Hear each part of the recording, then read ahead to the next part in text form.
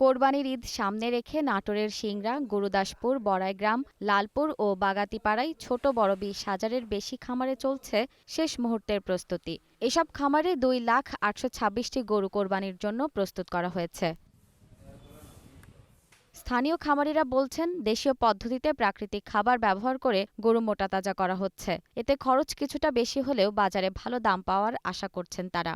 এই যে আমার ৪-৫ বছরে গরু পড়ে আছে, গরু নেওয়ার মতন কোনো লোক নাই। এখন যদি মাংসের তুলনায় আমাদের এই শৌখিন গরু বেচতে হয়, তাহলে আমাদের অবস্থাটা কোথায়? প্রাকৃতিক খাবারের দ্বারা গরু এখানে লালন পালন করা হয়। তো আজকে যদি গরু পছন্দ হয় তাহলে আমরা এখান থেকে নিব। এবার মাঝারি আকারের গরুর চাহিদা বেশি থাকলেও বড় ও শৌখিন গরুর ক্রেতা তুলনামূলক কম বলে ধারণা করছেন খামারিরা। ফলে অনেক খামারি কাঙ্ক্ষিত লাভ পাওয়া নিয়ে শঙ্কায় রয়েছেন। সবকিছুর দাম বেশি, বড় গরুর কাস্টমার নাই, কোনো বেচা কিনা নাই। যে পরিমাণে খরচ বেড়েছে, এরকম খরচ যদি কন্ট্রোল না হয়, তাহলে আগামীতে এই খামার আমরা আর রাখতে পারবো না। ভুট্টা, এঙ্কার এগুলোতে ভাঙায়, মেশিনে দাতা ভাঙায়, আমরা ওটা খাওয়াই।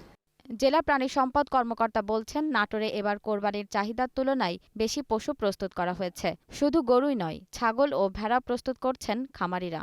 এবছরও ঈদুল আজহা উপলক্ষে নাটোর জেলায় প্রায় ২০,০০০ খামারি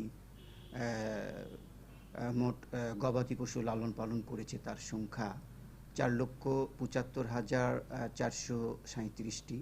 তবে এবার দেশে প্রচুর পরিমাণ কোরবানির পশু রয়েছে। দেশের বাইরে থেকে অবৈধ পথে যাতে কোনো পশু না আসতে পারে তার জন্য বিজিবিকে সতর্ক করা হয়েছে বলে জানিয়েছেন মৎস্য ও প্রাণী সম্পদ প্রতিমন্ত্রী। আমাদের বাইরের কোনো কুরবানির পশুর দরকার নেই।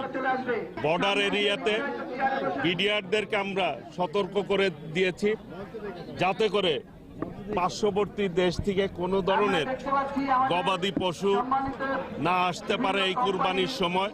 কোরবানিকে সামনে রেখে হাজারো খামারি এখন লাভের আশায় দিনরাত পরিশ্রম করছেন। তবে শেষ পর্যন্ত বাজার দর অনুকূলে থাকলেই হাসি ফুটবে এসব খামারিদের মুখে। জেরিন জামান, গ্রিন নিউজ ডেস্ক।